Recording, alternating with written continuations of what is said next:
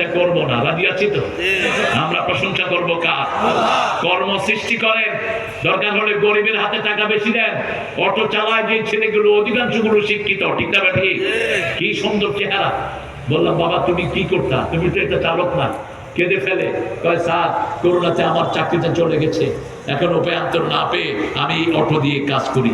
তা আছো কেমন? কয় আছি ভালো, কিন্তু পুলিশের সাদা কথা বল না। আর কার সাদা? আর কারো সাদা নাই? হ্যাঁ কেন কেন এই কাজটা করো? মানুষের অভিশাপ বড় মারাত্মক।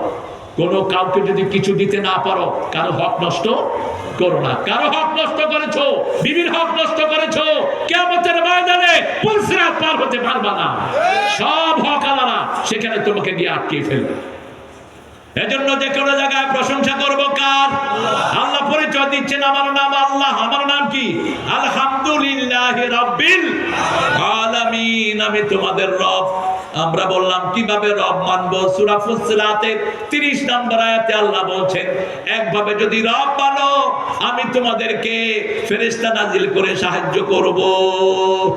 ইন্নাল্লাযীনা ক্বালু রাব্বুনাল্লাহু থুম্মা ইসতাকামু তাতানাজ্জালু আলাইহিমুল মালায়েকা আল্লা তাখাফু ওয়া লা তাহজানু ওয়া আবশিরু বিল জান্নাতিল্লাতী কুনতুম তুআদুন। কার ওয়াদা?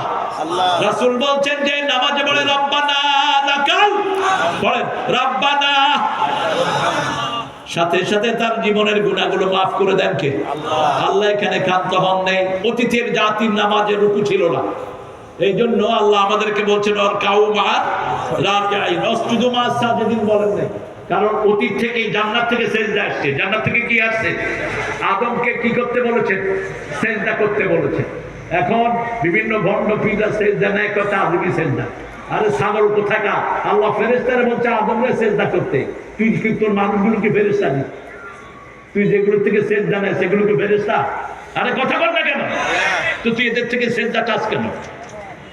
প্রথমেই তো গলত। সেজদা কাকে করতে হবে বলেন? আরো জোরে বলেন। লা তাসজুদু লিশ-শামসি ওয়ালা লিল কামার উসজুদু লিল্লাহিল্লাযী খালাকাহুন্না ওয়া ইয়্যাহু তা'বুদুন। সূরা ফুসসিলাতের ভিতরে আল্লাহ বলছেন আমিন আয়াতিহিল লাইল ওয়ান নাহার ওয়াশ-শামসু ওয়াল কামার।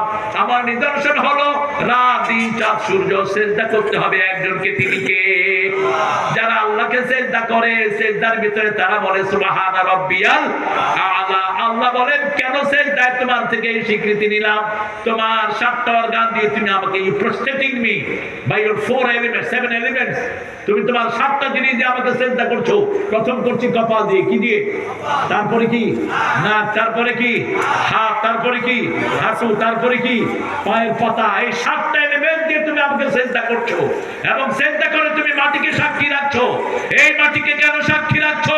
মিনহা খালাকনাকুম ওয়া ফিহা নুঈদুকুম ওয়া মিনহা নুখরিজুকুম তারাতান উখরা। এই মাটি থেকে আমাদেরকে বানিয়েছেন কে? এই মাটিতে আবার নিয়ে যাবেন কে? আবার এই মাটি থেকে উঠাবেন কে? মাটির উপর আপনারা যারা হাঁটেন, মাটি প্রত্যেক দিন 5 বার আল্লাহকে বলে আল্লাহ যারা আমার বুকে হেঁটে আপনার আইন মানে না, আমি একটু জমিনটা উল্টিয়ে তাদেরকে পেটে নিয়ে আসি। যখনই আল্লাহ ইশারা দেয় ভূমিকম্প হয়, ঠিক না ঠিক? বাংলাদেশে ভূমিকম্প বেশি হবে না কম? আতঙ্ক আছে না নাই? সবচেয়ে ডেঞ্জার জোনে আছে বাংলাদেশ, কিন্তু হচ্ছে না কেন? আপনাদের মতো আল্লাহর ওলিদের সিজদার কারণে। বাংলাদেশ এমন একটা দেশ, একটা দিন পুরো বাংলাদেশ নামাজের শহরে পরিণত হয়, ঠিক না ঠিক? কোন দিন সেটা? আরো জোরে কর।